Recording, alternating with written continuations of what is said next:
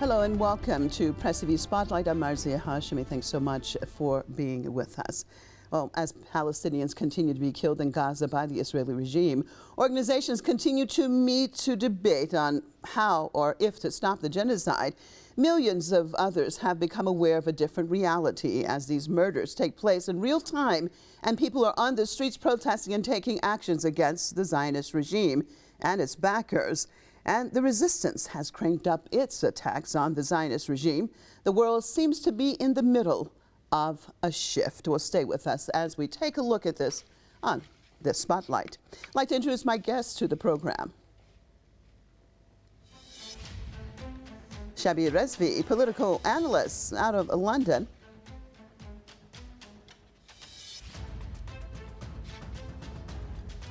And DeBar, activist and commentator out of New York. Thank you both for being with me. Well, let's start it off with Shabbir in London. I mean, did you think that the world would still be watching this genocide and not stopping it almost 2.5 months after it started? Hello, good evening.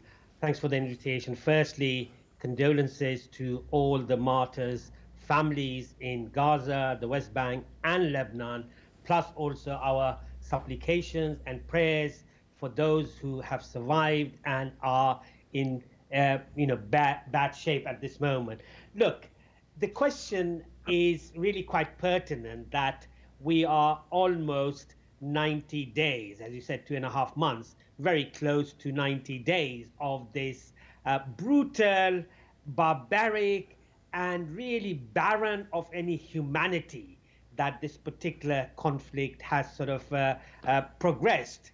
And the reality is that on the one hand, you've got Israel and the Zionist entity and its sponsors in Washington and London, Paris and the European Union, which are really allowing this genocide to take place in front of our eyes in real time, which is quite sort of unique in many senses that even 2 years ago when the Zionist entity did a similar thing on Gaza, it didn't become such a sort of noisy, not sort of had perhaps, if you like, the impact that it is having now. So it's becoming very clear that the politicians, the leadership, and the legacy media in the West, the collective West, are continuing to spout the same nonsense which is promoted by Tel Aviv, because they have a particular notion called Hezbollah, which is to sort of tell lies continuously so that people get very confused. But, you know, with the grace of the Almighty, the veil has been removed, and it is becoming very clear that people are not buying the lies. Whatever the lies that are promoted by the Zionist entity and its military are being debunked very quickly within 24 hours by social media activists, if you like, who are unpaid. Whilst on the other hand, the social media activists are paid enormously by the Zionist regime. Plus also, as I said, they have the legacy media, which continuously supports. And when the sort of the spokespersons of the Zionist entity, whether the Zionist entity's ambassador in London, who only 2 days ago said that there is only one state solution. So really, I think the world is coming round to thinking that the two-state solution just an illusion, and it has just a talking point rather than sort of stay with me, Shabbir, creating a situation which is peaceful for people living in that part of West Asia. Okay, stay with me. Let me get Don in on this conversation. Don, there are two distinct poles: those who support genocide and those who are against it. I mean, how do you see this current situation playing itself out, especially when we look at it? You are an activist. When you look at it from that perspective and what's happening in the world. The first problem that we have in that situation is defining who's the who here when you say those who support and those who don't. Who are we talking about? If we're talking about governments, that's one thing. And if we're talking about the people upon which those governments rest in one fashion or another, that's something else. Presumably, those making policy at the government level know exactly what's going on. And, with some familiarity with the terminology, the term particularly genocide, understand that there is a genocide going on. For the bulk of people, particularly in the West, say in the 10 countries that voted against the General Assembly resolution this past week calling for a ceasefire, first of all, they don't have the requisite background, historical background, to understand what they're looking at. Very few people know Palestine here. Palestine existed. Palestine, in essence, was settled in the same way that the Americas were settled, and large parts of Africa and Asia were settled, quote unquote, at gunpoint by Europeans. And then those settlements gradually consumed the indigenous populations and indigenous, cities, towns, whatever constructs existed there. So they don't know that prior to October 7th, which for some reason Joe Biden said twice a week or so ago was 65 years ago, before October 7th of this year, that this whole history of the murder and expulsion of the Palestinian people had taken place, and that what you saw on October 7th was a response, a very belated response to that condition. And so when they see people being murdered en masse on television, some people still think that this is the punishment for the evil crime that was committed October 7th, instead of seeing it as a part of a pattern that's been ongoing for pretty much. Let me just jump in here. I mean, I understand what you're saying, but it is actually quite remarkable, isn't it, when you're saying that there are some people that see that it's the punishment, when they're seeing all of these kids. Let's just talk about the infants, the babies, the children who are being slaughtered. How can they see that as being right? This is where the Hasbro is being exploded. And this is the same thing that happened during Vietnam, by the way, with the media. Yes. There was a whole fable that was constructed to justify the carpet bombing of this country of, in essence, peasants back in the 1950s, 60s, and 70s. And what happened after a while was the raw brutality of it on television was seen by people whose natural response to it was revulsion. Right. And people are seeing that now, and although they don't know the history, and although they don't know the politics or anything else, they know that this is terribly wrong. And they see the logos on the airplanes, and they hear the conversation now over the fact that the U.S. is funding this, and they're reacting to it. And so they may not have a theoretical framework for understanding it, but their humanity understands it when they see it. And this is where this battle is going to end up being lost by this construct that calls itself the State of Israel. Right, right. Well, Shabbir, how is it that there are foreign mercenaries on the ground helping the regime against the Palestinian people? I mean, let's look at it too. I mean, this is a regime that gets the most sophisticated weapons and has the latest technology given to them, and yet they really seem not to be able to do what they claim they want to do, and need the help of foreign mercenaries. Also, we hear American generals are actually advising them. I mean, your assessment of this? Well, look, foreign mercenaries have always operated in any sort of war theater, and we remember just in Ukraine how many mercenaries were fighting on the side of Ukraine, because obviously Ukraine wasn't able to sort of continue its activities under the, after the special military operation there. So the mercenaries which are operating in Gaza and Israel, look, the issue with the Zionist entity has been that it has created this illusion in the minds of the people that it's a superb army, fourth largest army or whatever, technologically, it has immense sort of resources. But what this event on 7th of October showed, that this particular army, which was sort of frightening the people in West Asia, can no longer frighten them, because I'm not a military analyst, but better analysts than myself over the last 2.5 months have been saying that this has been a classic operation conducted by the Axis of Resistance in Palestine. Therefore, this sort of nonsense of Israel, the Zionist entity, being a super army, that has been completely blown out of proportion. Therefore, it needs foreign mercenaries there. It needs American advisors. But the reality is that they may do whatever they want. But I think the clear message coming from the resistance, Axis of Resistance, is that they have survived for the last 2.5 months, and rockets are still being fired from Gaza into the occupied territories towns. So that shows that the first sort of point that has been on the agenda of Mr. Netanyahu is to eradicate Hamas. But again, it's not Hamas, it's the Axis of Resistance. There are lots of other groups which are involved in this particular activity. Therefore, they're not able to do that. They cannot eradicate an ideology, a belief system, and also people who are fighting for their dignity and their land, which has been occupied for the last 75 years. So, whatever vicious acts that are committed during this particular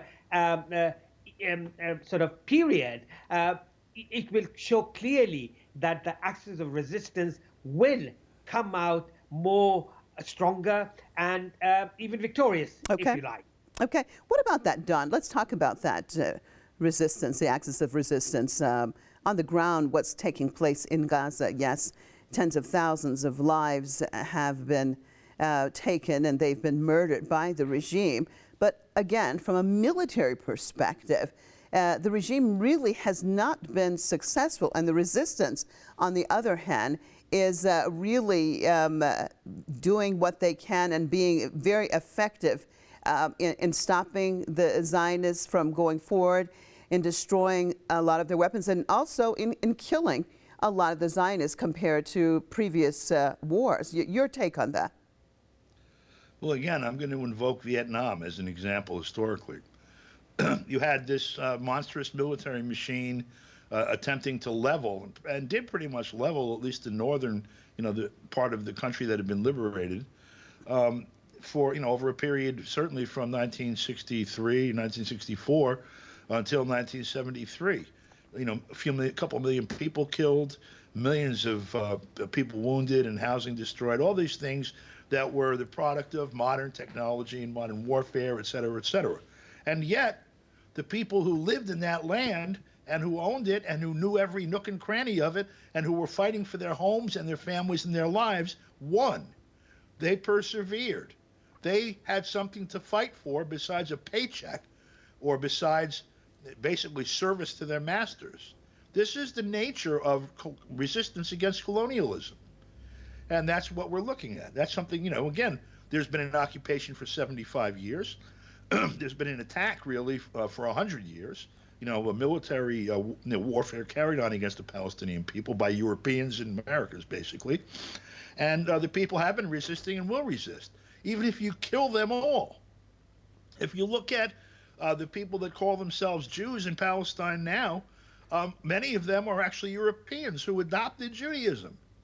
So even if you had exterminated the original Jews, there were Jews that would come back and avenge them. And the same thing will happen with Palestinians. I may end up, or my great-grandchildren may end up being Palestinians, even though we're not genetically that, because this happened and it has to be remedied.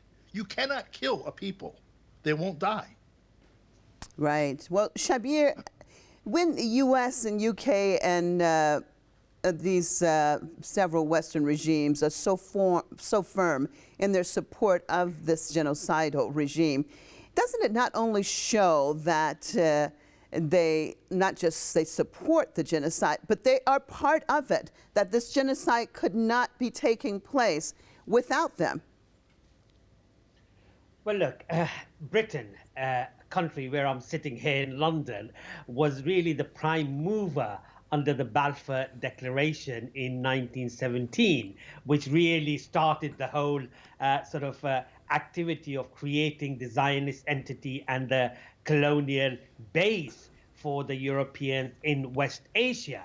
So, one can sort of talk about America's US support and Washington's support at this moment. But really, we are responsible. Britain is responsible more than any other country for creating this particular entity by writing that letter.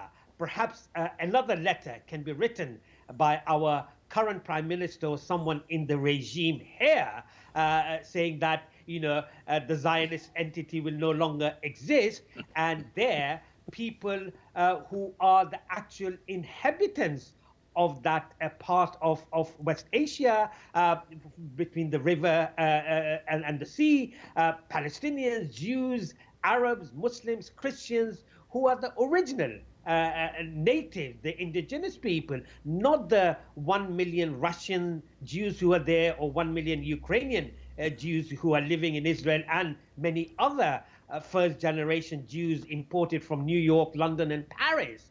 They are not the original indigenous population. Right. Those who are really the natives of that land will have the final say that who should have that country. So a letter could be drafted in 2023 by someone in the administration here in London to sort of overturn the evil that London created. Yeah, that would be wonderful. That would definitely be wonderful, wouldn't it, Shabbir? We hope we can see such a letter and it could have such an effect. Well, Don, inside of the regime itself, Israelis are angry at Benjamin Netanyahu for not arranging a prisoner swap. There have been protests that are growing, supposed to be a large demonstration today. I mean, your assessment of the current overall situation inside of the Zionist regime? I think, first of all, one of the most telling things, and it shows particularly people inside Israel, but around the world, the true nature of Netanyahu's government, is the revelation that, the admission yesterday, I think, or today, whether it be Friday or Saturday, that the IDF murdered, shot, killed, destroyed, blew up 3 of the hostages that they're claiming to be either avenging or rescuing with this genocidal attack for the last 90 days on Gaza. Look, when you have a government that's a tool of international imperialism, that runs a state whose purpose is, in essence, to stabilize imperialism and the resources in that part of the world, and that is willing to do anything, including commit genocide, to further that, they don't treat their own people much better. Okay, and their own people understand that from time to time, when their privileges are swept out of the way in favor of some urgent need of the people who are running the puppet show. And I think the people of the state of Israel, who are considered Israelis, who are citizens, who are the most privileged of the people in that particular construct, are feeling the brunt of this, like the families of those who were murdered by the IDF, and the families of others inside of the country who are dealing with a horror show right now, instead of normal life, to the extent you can have normal life in an occupation place, because these people have been reaching into the lives of Palestinians so deeply that it provokes a response as a natural response. Right. Well, Shabbir, as Western regimes crank up their support for the Zionists, they're trying to pass various laws to prevent pro-Palestinian activists from protesting in various ways, from wearing the keffiyeh to saying from the river to the sea, Palestine will be free, is being demonized in some places. I mean, let's talk a little bit about these repressive measures and where this is going. Well, of course, you may recall only a few weeks ago when our last Home Secretary here, Suella Braverman, said that these were hate marches, and of course a river to the sea. But if you look at what Mr. Netanyahu was showing at the United Nations just a few months ago, that between river to the sea is a Jewish state, it's a Zionist state. Therefore, the regime in Tel Aviv also wants to eradicate the Palestinians living between the river and the sea. But what the people who articulate this particular message, river to the sea, is not really to eradicate the Jews living there, to get rid of the Zionist regime, which is really the fountain of terrorism. And this is becoming very clear in the last 90 odd days. And the issue that you talked about, governments in the West trying to pass laws, I'd like to bring back the Vietnam situation, as our friend was talking from the USA. And you remember very well, Merzia, that Kent University incident that took place where the American army shot American students at Kent University who were supporting the end of Vietnam War. So the regimes in Washington and London and Paris will pass all kinds of laws and may even kill their own people if they what they want to do is not allowed to continue. Okay, Shabbir, sorry to interrupt you, but I only have a minute left. I want to get Don in on this. Shabbir, stay with me. Let me just get Don in this last minute. I mean, Don, do you think that there's a global change on the horizon as more and more people become aware of exactly what's going on, not only with the Zionist regime, but also these Western countries, these Western regimes where they live, and this facade is being seen through? Yeah, it's a very dangerous time. This is a time pretty much, it looks like a time of epochal change, of epochal change. In other words, from one style of life for humanity to another. We have two competing things racing, basically. The need for that awareness to blossom and to include a methodology for managing a healthy change for humanity, to put an end to this kind of craziness, as against the appetite, the voracious appetite of the beast that needs to be put to bed, trying to eat everything that it can before bedtime. In other words, we have to try to save humanity before they destroy it. And the two things are both urgent. All right, and on that note, thank you both for being with me. Shabbir Razvi, political analyst out of London, Don DeBar, commentator and activist out of New York. And thank you, viewers, for staying with us on another Spotlight. I'm Merzia Hashemi. I hope to see you right here next time. Goodbye.